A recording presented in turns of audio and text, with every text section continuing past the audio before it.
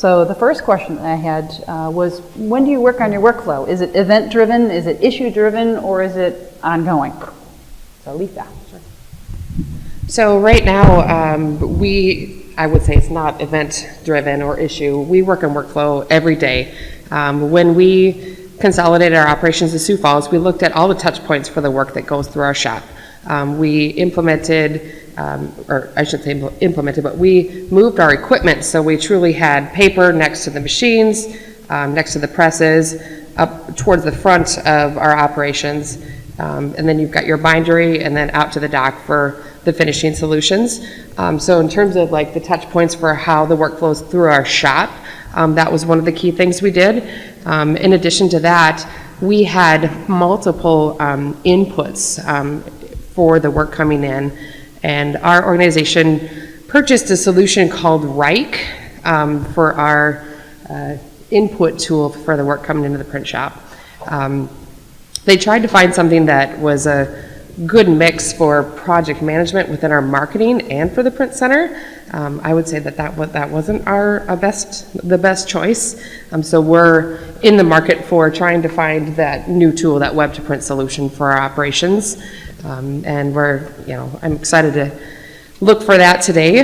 But otherwise, yeah, we look at workflow every day. Listen to your team. I mean, your team is your champions. Truly, I've got a fantastic team. They're like, hey, if we move this rack over here, I could get less steps from moving from point A to point B.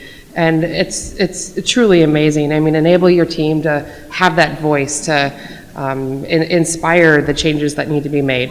And one of the things that I don't like to hear in our operations is, well, we've always done it this way. So if I ever hear anybody say that, like, we do not ever speak those languages. I've always done it this way. Never, never, never. Instill that pride and that trust in your team to bring those ideas forward. Great. Some people say workflow is just software. I say it's also process. Mike, being transactional, you're all set, right? You don't need to do anything different, right? Oh, far from it. I have to laugh at we've always done it that way, because in government, that seems to be the first thing everybody says is we've always done it that way. Matter of fact, we've had some staff recently that have even brought that up as, why do we need to change? Well, because the shop is dramatically different than it was 20 years ago. Workflow for us is a mix, event-driven in some cases. Being an implant, I'm sure none of you guys are used to your boss coming to you at the 11th hour and saying something, and we need it tomorrow. We're like, how do we accommodate that? And then other times you've got great customers who come to you 6 months beforehand and they want to fully vet and test what they're going to do. In transactional space, it's really critical because we have compliance issues. We've got to have mail out the door 24 hours from the time we receive the file. And when you're talking about 40, 50, 60,000 pieces of mail in 24 hours, sometimes that's difficult to hit, especially if you have equipment issues. We never have equipment issues.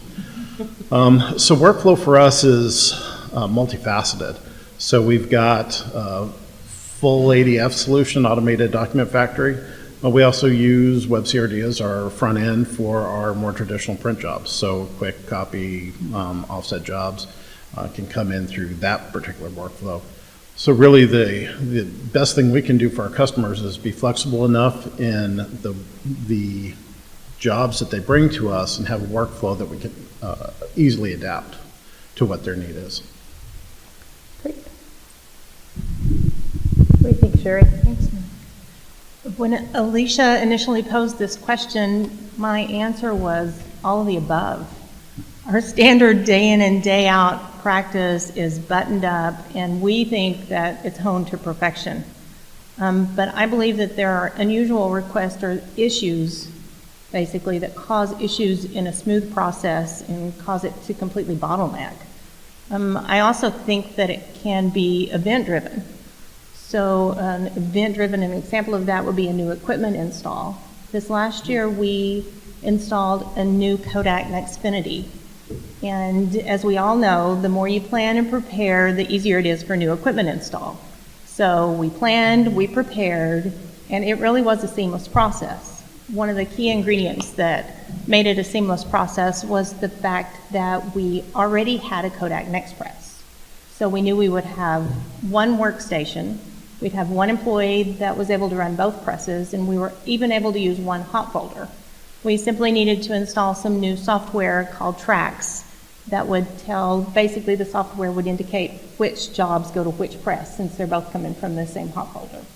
So the process we thought was completely seamless, and then we had to decide which jobs to send to which press. So just when we thought we were fully prepared and everything was a seamless install, then we had additional workflow issues. So I think it is a complete mix of a perfect standard button-down process for day in and day out work, and then it can be issue-driven, and then it can also be event-driven. Great, I like that.